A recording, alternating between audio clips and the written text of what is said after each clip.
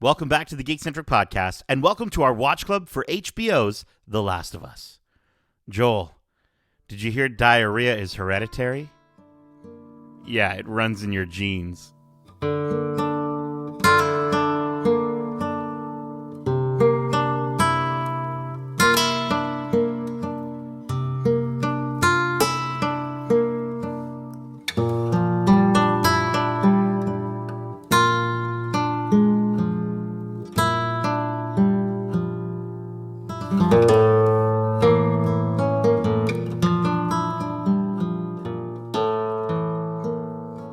Welcome back to Watch Club. My name is Nate, and this is our Watch Club for HBO's The Last of Us, Episode 4, titled Please Hold to My Hand, directed by Jeremy Webb.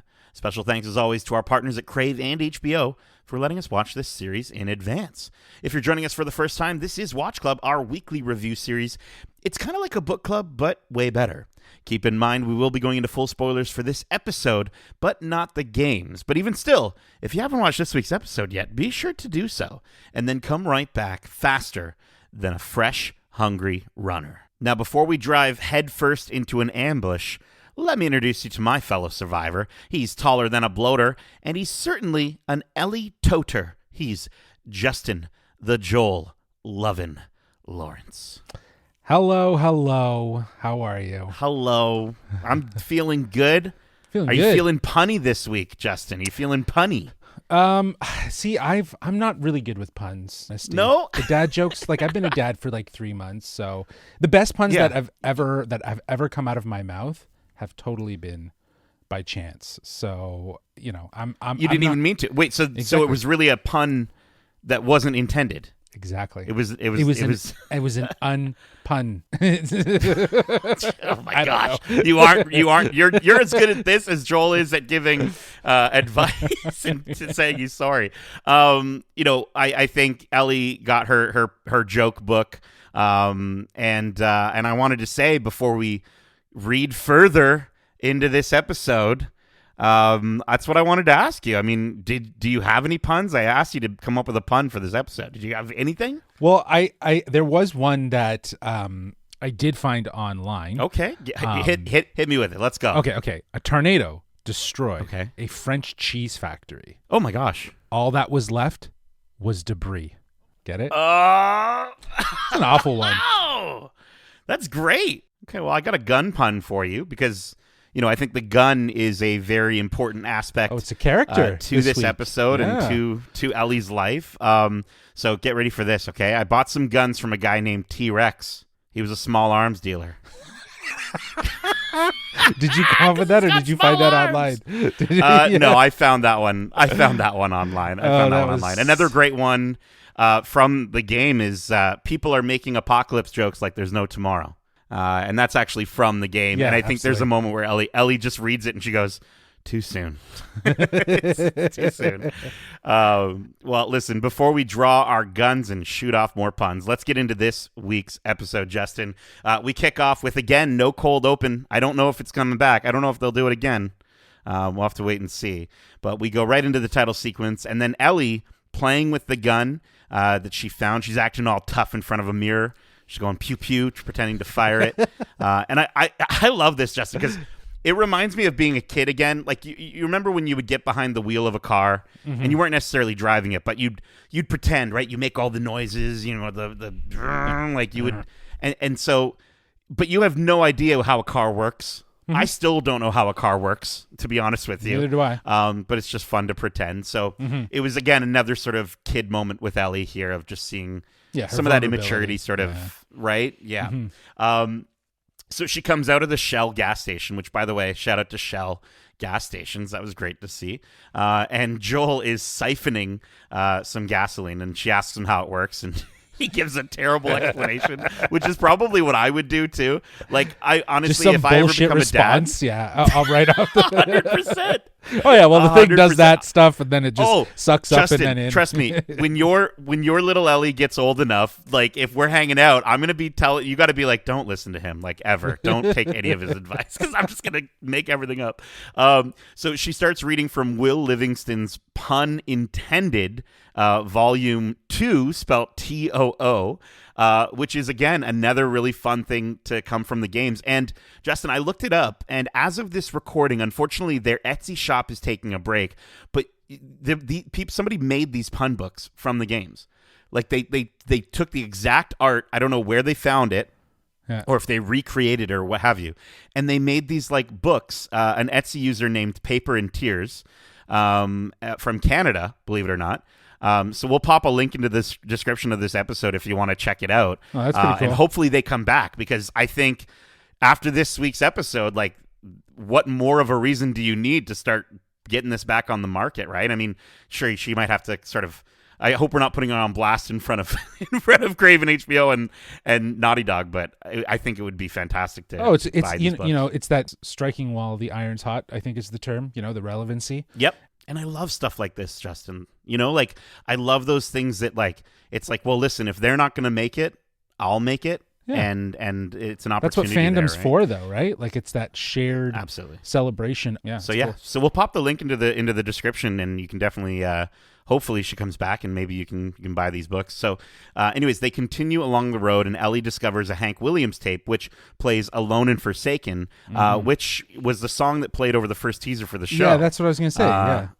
Yeah. And we do have another show or type of show that we do called This Week in Geek, and I remember, Justin, you were like reaching out, and I think the day before or a few hours earlier, I was like, I'm not feeling Twig this week, I'm not feeling This Week in Geek this week, I don't think I can be a part of it. And then you just post this teaser trailer, and I'm like, I am there, let's go, I'm so ready.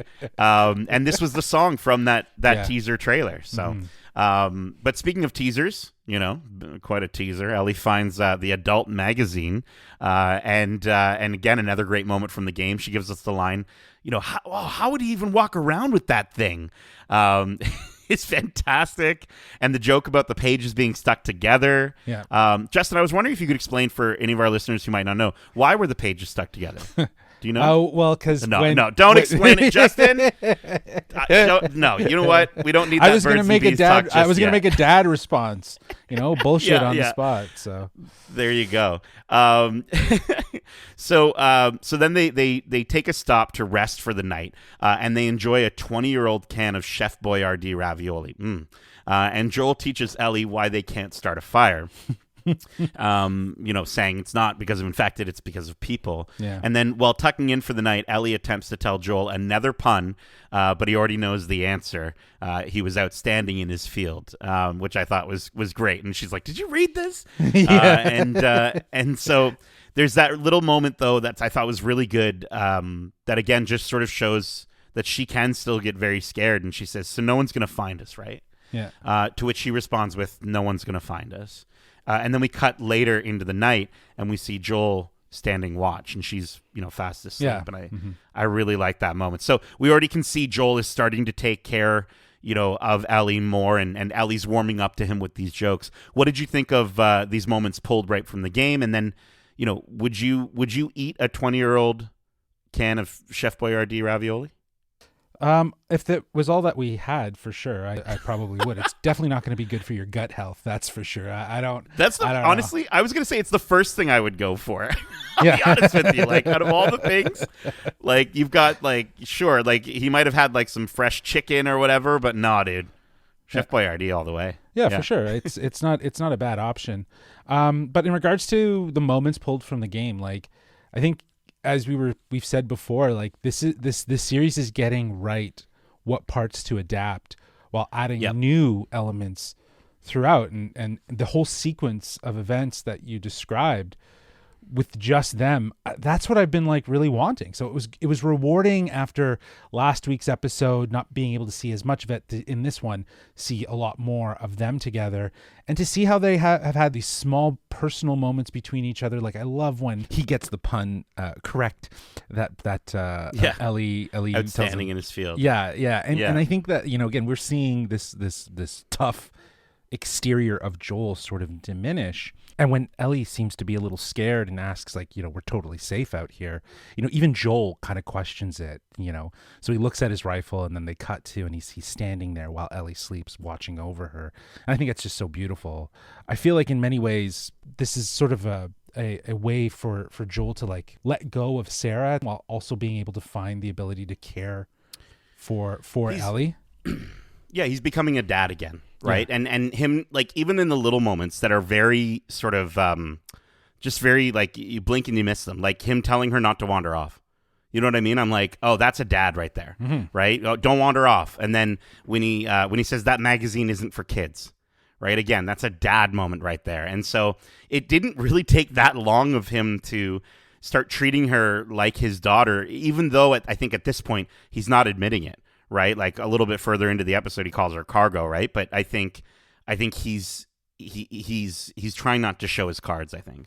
Yeah, and I to your point too, because for us as the viewers, we haven't seen them together for too much time, and we've been really yearning for these moments where we get to see Joel and Ellie bond together. So, I love the moments in the car leading up to when they arrive at the campsite. There's such an attention to detail in all of these moments that I really appreciate in these episodes that really do call back to the game so lovingly. So yeah, it's they're really nailing the adaptation part. The attention to detail, you're absolutely right. In the joke books having the exact same art, the adult magazine with the exact same image from the game. Like I went back, I'm playing the game right now, and it's like I looked and I'm like, it's literally the same model with all the same like quotes around him. And it's the little details that can make the hardcore fans really happy. And we talk about fan service all the time. This is fan service correctly, right? It's not beating audiences over the head with, hey, remember this thing? It's delivering these little details perfectly as kind of a if you know situation. Exactly. Right? Exactly. And it's just one of those like little winks. And I'm so happy that that's how they're kind of going about it. But yeah, no, so good. Such a good sort of translation, as we said.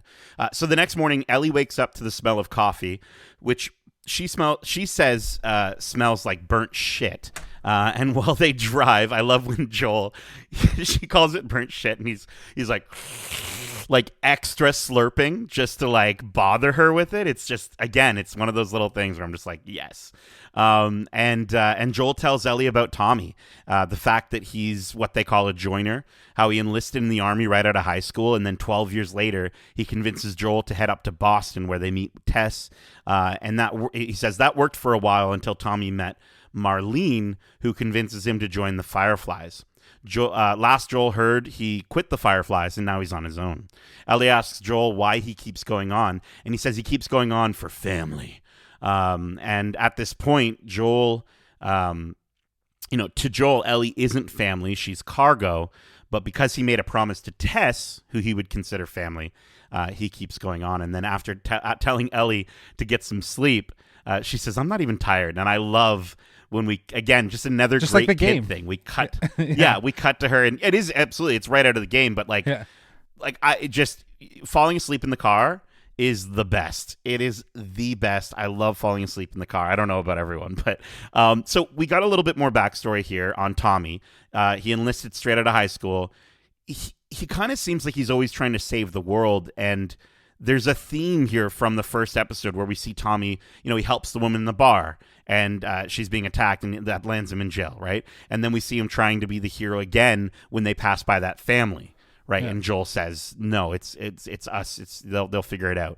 And then again, when he saves Joel from that soldier, so I wanted to sort of bring this up and ask, why do you think, it seems like Tommy always has to be the hero? Yeah, I don't know if I've spent enough time with Tommy to make that assessment, but it's clear that he is someone who wants to make a difference. He's a military vet. He joined the Fireflies. He wants to help. I guess the bigger question for me, though, is why does Joel feel so responsible for Tommy? Has their relationship always been like Joel is looking out for Tommy and making sure Tommy is safe? I'm not sure. There could be a lot of reasons why that hopefully we'll kind of unravel and explore. But it's funny that in this moment, we're seeing how Joel feels like he has to go save Tommy, but I really don't think that's the case.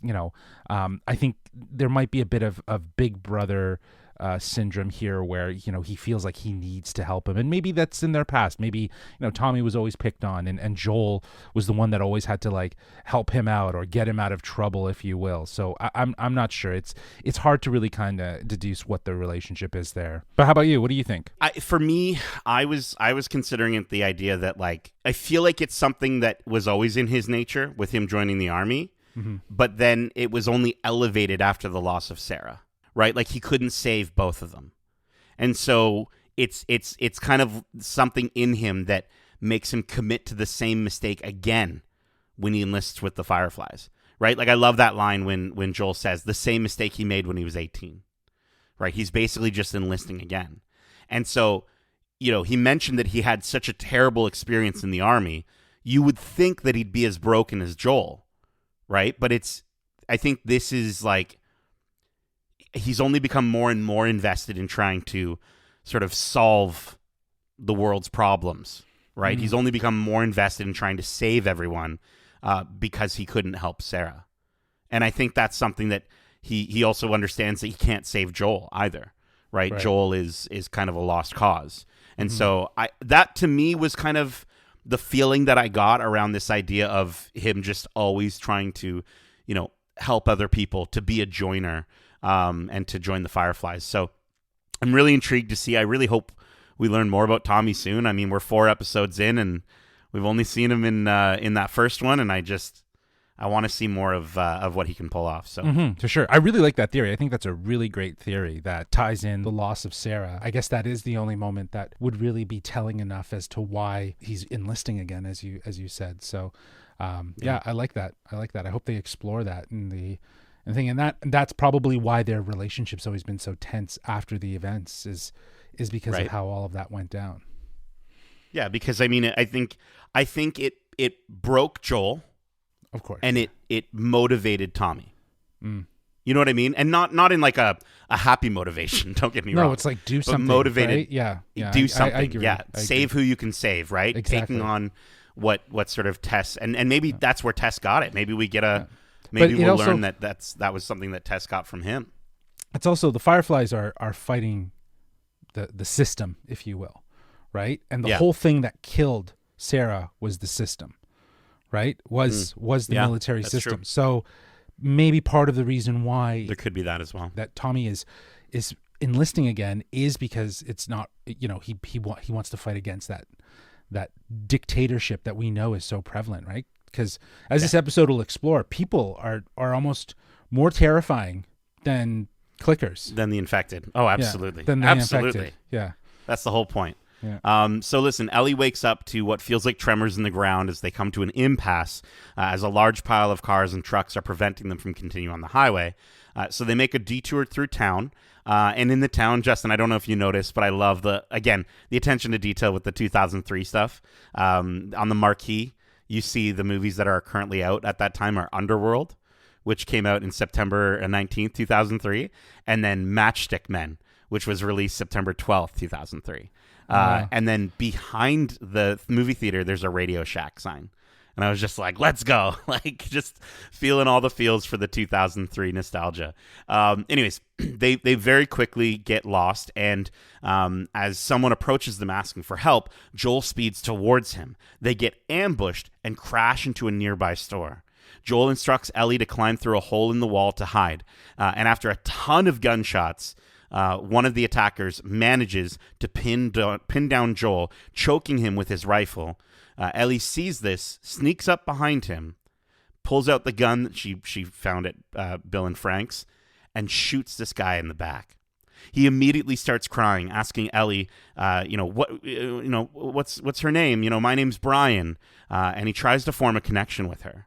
Joel takes the gun away from Ellie, and Brian tosses his knife towards them, continuing to apologize. Joel tells Ellie to get back behind the wall, and she does. And as she hears Brian calling out for his mother, Joel stabs him right in the chest. And then after Ellie, she says she's okay, and Joel and her sneak out as we hear more people finding Brian's body in the background. They say, "Oh, that's Brian! Oh my gosh!" And so this moment, this was a tough moment. and the way that they sort of quickly sort of turn, we see Brian sort of go from this guy who's about to kill Joel, and then he just turns into almost like a kid, right? He's pleading for his life. He's more of a young adult, I guess. But what did you think of this moment and seeing Ellie finally use a gun? Well, given that the episode opens with her, playing tough guy in front of the mirror, when she actually had to use it, she was scared. She was intimidated. She has this overwhelming emotional response as she realizes, what did I just do? I just shot someone.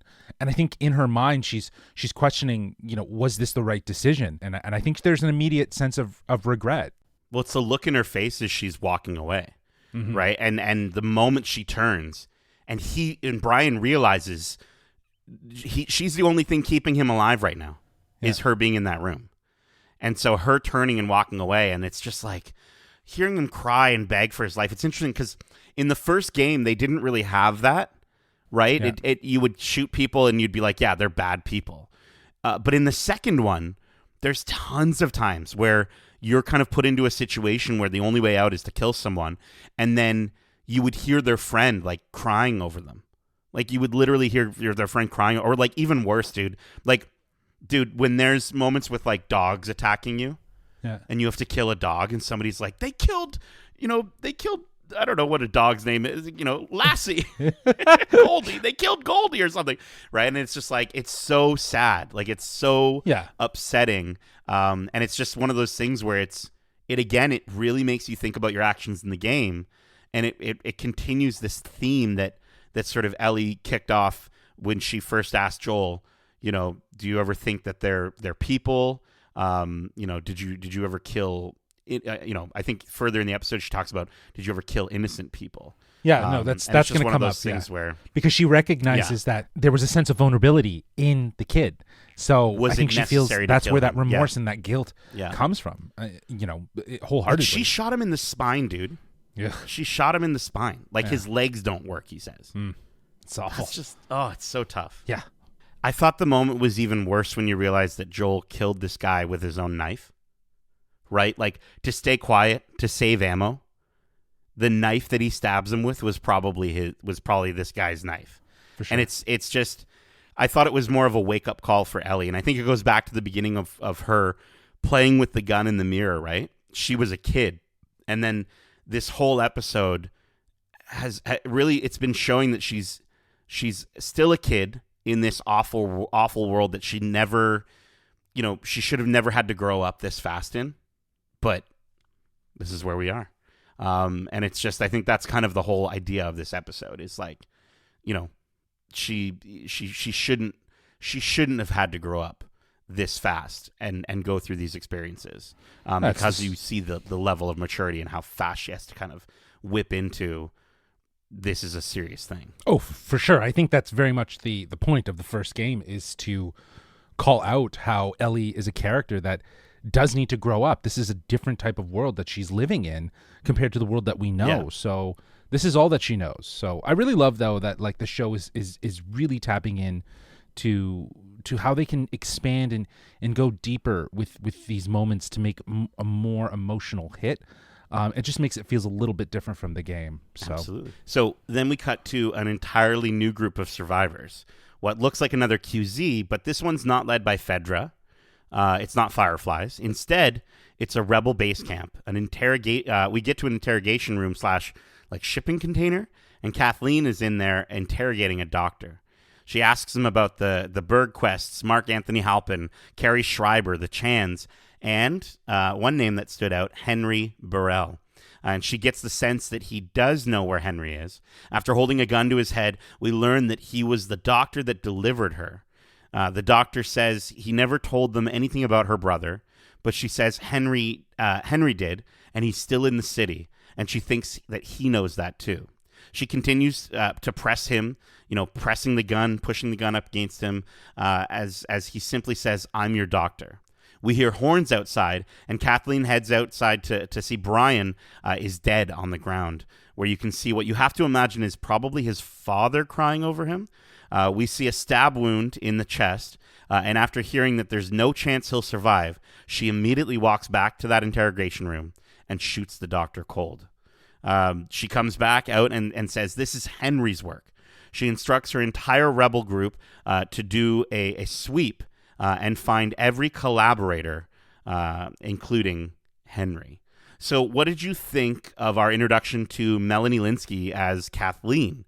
And why do you think she wants to get Henry so badly? I don't know enough to give an answer as to why on that front. But I think what's interesting is that in this moment, as I was alluding to before, it was like you realize that the infected are scary and getting infected is scary, but society falling apart, this sort of crumbling of coming together and trying to help each other and everyone just kind of sticking it out for themselves, that's really scary. If the world ever gets to a place where that's how savage it becomes, I think that's more concerning for society. There's just no sense absolutely. of togetherness and community or anything, right? Like but there is, Justin, but it's almost tribalism at this point. Yeah, it's tribalism. Right? It's even further. Like, we think of tribalism from the standpoint of politics these days, right? Who did you vote for? I don't agree with you. I do agree with you. Right. We think of it even on stupider, really silly levels of like, oh, I only play PlayStation games. If you like Xbox, you're dumb. Like, you can go on Twitter, you can find all the different tribes in the world. But here, it's a tribe. It's out of survival, but it's also, again, it's people forming their own rules and their own ideas and their own ideals around how their environment should be. And I haven't seen a lot of Melanie Lynskey's work outside of 2.5 Men, but I did see her a little bit in Fargo, and she is a great actor outside of the comedic space. Like, I didn't think I would ever think of her as intimidating, and it's almost like the fact that she is so soft and like sort of kind-natured that you wouldn't expect her to be scary, but it's almost what makes her scarier, is that she is sort of like the kind of person that you're like, oh, this person's going to be really nice to me. And then she just whips out her gun and pops you in the head. Like, it's really freaky. Whatever involves her brother and Henry, I think that's probably going to play a huge part in whatever the reason why she wants him. She mentions collaborators, right? So you'd have to imagine like collaborating with like Fedra or the government. And so I'm wondering if she considers Henry a collaborator, right? Or maybe her brother somehow is with Fedra.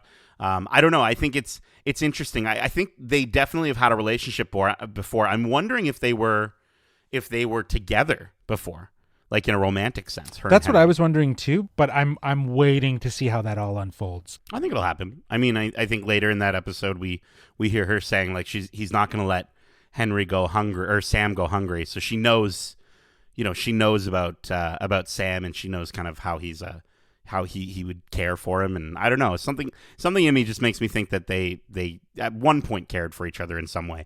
But listen, while hiding in the high-low bar, Joel tells Ellie that she's just a kid and she shouldn't have to know what it means to kill. So he tries his best to help her with the situation, but realizes he's not great at it. She tells him it was his fault and that he's sorry. And after shedding some tears, Ellie says it wasn't her first time. So then Joel takes a knee and teaches Ellie the proper way to hold and use a handgun so that it can't be ripped away from her. When she goes to put it in her pocket, I love this. He tells her to put it in her backpack or she'll shoot her damn ass off. And I was like, yeah, that's such a Joel thing to say. And of course, she still doesn't listen to him. You notice she put it in her coat pocket anyways. So anyways, Ellie, she's now got a gun, this time with Joel's permission. What did you think about this, again, this dad moment, right? Him teaching her the proper way to operate a handgun.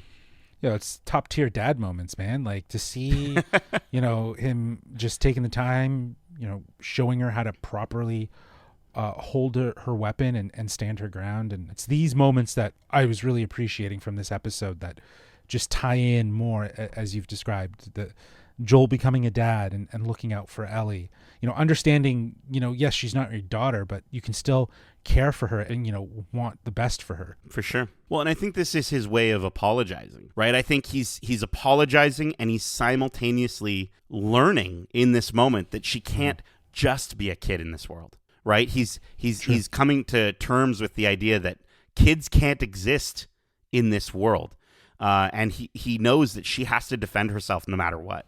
So if she's going to do it, right, might as well do it correctly. Right. Yeah. Right. And again, that sounds very like, well, listen, parents always all the time of that idea of like, well, if they're going to drink and do drugs, I would hope that they'd be with their friends and be safe about it or something like that. Now, she mentions it wasn't her first time, which we're not going to spoil anything in terms of the games, but I'm intrigued to see if we actually get to well, I think the idea is like, if we actually get to see that moment, right? Like I'm wondering if we will, if it's what anyone who's played the games thinks it is. But I also think, Justin, it's possible they could subvert our expectations and give us a different take, like they did with Bill and Frank. Like, I'm intrigued to see sort of if they do sort of change Ellie's past around a little. Well, that's more. what I'm saying about like even Joel's history, like, and Tommy's history, like how that's explored, if that needs to be as literal to what's happened with the game. Because I think, if anything, last week's episode shows the real liberties that they can have with these characters in this medium, and how they tell their stories. They can expand on it while still staying true to it. They have the right balance of both. And it keeps us as fans of the game surprised, right? Like, I know a lot of people are experiencing this story for the first time who aren't fans of the games. Mm-hmm. So, again, if they decide to go that route, switch things up, show us Ellie's first kill that is a bit different, I'm all for it. I'm all for the alterations and adaptation. I love the line, though, at the end of the scene where he just looks back at her and says, "We'll get through this." And she looks at him and says, "I know." I don't know. Something about that moment really resonated. Let's keep going here. Kathleen tells one of her soldiers that there's been no sign of anyone. And the soldier tells her that he's found evidence of Henry. So he takes her to a room in an attic where we see a ton of drawings on the wall. She tells the soldier that they're out of food. And Henry won't let Sam starve. So after agreeing to do to double the guards around their provisions, Kathleen can sense that there's something else. So the soldier takes her into a basement where they find what looks like a crater in the floor of the building. It starts to move, and they quickly get out, and she tells the soldier to seal off the building and that they'll handle what they can handle. So these got to be the infected that we see in the trailer, right? Like the ones that are coming up under the ground from the fire. Is that what kind of the idea you're getting? I was getting the idea that there's a bloater that's coming out of that hole, but what is that hole? Like, why are there infected underneath there? Seemingly, I don't understand. I don't know if I'm forgetting something from the game or what, but yeah, I'm intrigued. I don't think it was anything from the game. I think this is another departure from the games, or a translation that is adjusted slightly, because if I don't remember them coming up from the ground. When I think of enemies coming up from the ground, I'm thinking of Gears of War.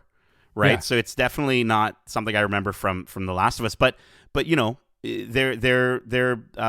fungus, right? They would like cold, wet, dark places, so they would thrive underground. So it makes sense that they'd come up from under the ground. But I gotta say, it pays to watch this with surround sound, because I don't know if you noticed, but when Ellie wakes up in the truck at the top of the episode, there's this really subtle booming that's happening, and my bass speaker was like going off, and I'm like, that's not just the sound of a truck going over a pothole. Like, that is a tremor in the ground. So when we got to this section of the episode, I'm like, they were foreshadowing through audio that this was gonna be near the end of the episode. So really, really cool stuff. I think Kathleen saying, "Let's just handle what we can handle." It's very clear that this Henry situation is much more personal for her, and I think. Putting Henry over the safety of her own people. Bite her in the ass later, that's for sure. I think literally. I think this is going to be, I think that bloater is going to be the end of her. Like, I think that's going to be her undoing, as well as all of her people. Because I think that's what we see is like sort of the what happens when you ignore too many of those situations. Yeah, no, I totally agree. Because I think, even when we are introduced to Kathleen, she seems very unhinged. She seems very... like she's acting out emotionally. So I think you're right. I think there's probably some deeper relationship that her and Henry have that, you know, it stems from some sort of past history. So I'm interested because to see. they have no proof that this kill of Brian was Henry, and she immediately is just like, this is what Henry does, and it's like, you know, okay, like being one of those people, you know, like, hey, so you know, Kathleen, she's kind of been going off about this Henry guy quite a bit. Like, should we, you know, like I would kind of question it a little bit. But anyways, Ellie and Joel start to travel up 45 flights of stairs until they can't climb any further. While they climb, Ellie asks Joel how he knew they'd be ambushed, and he tells her that he's been on both sides. She asks him if he's ever killed innocent people, and he kind of brushes off the question as they continue up the stairs. They continue all the way to the 33rd floor. They make camp in an abandoned office, and Joel covers the doorway in glass so that anyone, you know, if anyone sneaks up on them, they'll hear the glass breaking, which is such again, like we saw the glass breaking in episode 2, and it's just another callback to like, yeah, if you step on the glass in the game, you're dead. So before they fall asleep, Joel asks Ellie, you know, what did she mean by saying this wasn't her first time? And she said, I don't want to talk about it. And Joel reiterates that it's not fair for her to have to deal with all of this. But they sort of cut the tension as Joel is trying to fall asleep, where Ellie tells him one more joke that we read off at the top of this podcast about how diarrhea is hereditary because it runs in your genes. And I love how Joel is like, that's so damn stupid, but he can't stop chuckling, right? It's one of those little things where like, yeah. I love it. I love when you have those people that like they won't crack a smile ever, and when you can finally get through to them and make them laugh, it's the best feeling in the world. So to see Ellie sort of laugh, you know, kind of with him was great. But it's also one of those things in shows where it's like, really happy moment, and then they fade to black, and you're like, the episode's not over yet, because all is well until Joel is woken up by Ellie yelling his name as he wakes to see Henry holding her at gunpoint and Sam holding him at gunpoint. So what did you think of this ending and our first look at Henry and Sam? Yeah, I'm excited to see more of their story and what their journey's been looking like. But I thought it was really interesting that leading into this moment, you know, we get a very nice, heartfelt, sincere, personal moment with Joel and Ellie, and as just sort of the final cap, as the final moment to this episode. That's just a reminder of how much these two characters have bonded and how much we're seeing that, you know, just laughing and being very vulnerable. But yes, like you said, it was like, oh, this is going to go south really quickly. And sure enough, the fact that a kid younger than Ellie, by the looks of it, is holding a gun to Joel, which means Henry has taught his son more about how he needs to survive in this world. So yeah, definitely seeing him standing over Joel with the gun has me hooked for next week's episode to see what happens and how everything will go down. Great cliffhanger. It emphasizes what this episode is about, that kids are not allowed to be kids. And you know, in the game, I don't think Sam was as young as he is in this show. No, that's I think he was still younger than Ellie, but he wasn't that much younger. Yeah. He looks like he's probably like between 8 and 10. Yeah. Well, young enough to still wear superhero mask face paint, which I thought looked fantastic. Like he just got the red sort of face paint on his eyes, and it was one of those images that you're just like, wow, like we're seeing like a little 8-year-old. Yeah. And again, tribal, and I don't know, man. It was just one of those things where it's like, it's kind of chilling and freaky to see this literally this little kid holding a gun at Joel's head. So yeah, I think the next episode is this is where again I'm kind of like, okay, now I'm ready for a bottleneck episode, right? If that's what they give us, if it's like if it's Sam and Henry's story, then awesome. This is the right place to put a bottleneck episode in my mind, or at least an episode that can kind of catch us up with what was going on with them and what's going on with Kathleen. I'm interested to know if the next episode is where they have been while the events of episode 4 were going on. Do you know what I mean? So that at the end of their episode, they're kind of confronting Ellie and Joel, I like right? that. And then number 6 is kind of the the continuation of that story. But and I wanted to shout out the end credits music here. Lottie Kestner's cover of True Faith, which is absolutely fantastic if you haven't heard it yet. But they did a really wonderful ad for The Last of Us Part 2, which was like a CG, like a cinematic ad. And they had Ellie, or I guess Ashley Johnson, cover Lottie Kestner's cover. And that was like also a phenomenal job for that version of the song as well. It was pretty much the same thing. But there was an oversight, and Lottie Kestner was never credited like at all. And so Neil Druckmann put out a tweet saying Ellie's rendition of True Faith was inspired by Lottie Kestner's haunting cover of the song. Due to an oversight on our end, she wasn't credited as intended. Our deep apologies. We are rectifying this ASAP. We hope that Lottie Kestner receives the recognition she deserves. And you have to wonder, was this part of those discussions all the way back then? Of saying, well, listen, we're going to use your song in a credit sequence in the show, and we'll make sure it's credited. You know what I mean? Like, I'm like, let's go. I don't know. I thought it was a really cool thing because it was one of those things that I was following because, again, the song is so fantastic if you haven't heard it, and the cover is really great. And so to kind of hear it and then try to look up and find, like, okay, I need to find Ashley Johnson's recording of this, only to be met with Lottie Kestner, and then to learn that she didn't get the recognition she deserved. It's nice to see it here. Anyways, I just wanted to shout that out because it was just one of those things where I followed it, and I'm happy that as soon as I heard it, I'm like, oh, I know this song. So, yeah, definitely check it out.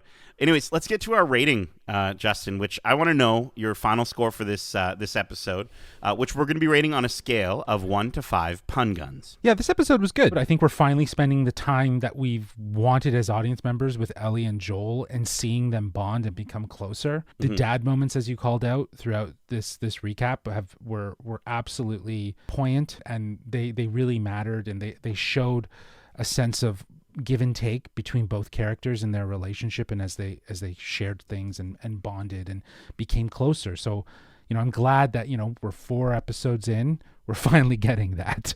I really enjoyed seeing Ellie finally use her weapon. It obviously had a traumatic experience on her, and I think it has her rethinking the question of who's good, who's bad. How do you make that decision when you're holding the gun? So I think that was kind of the highlight of this episode.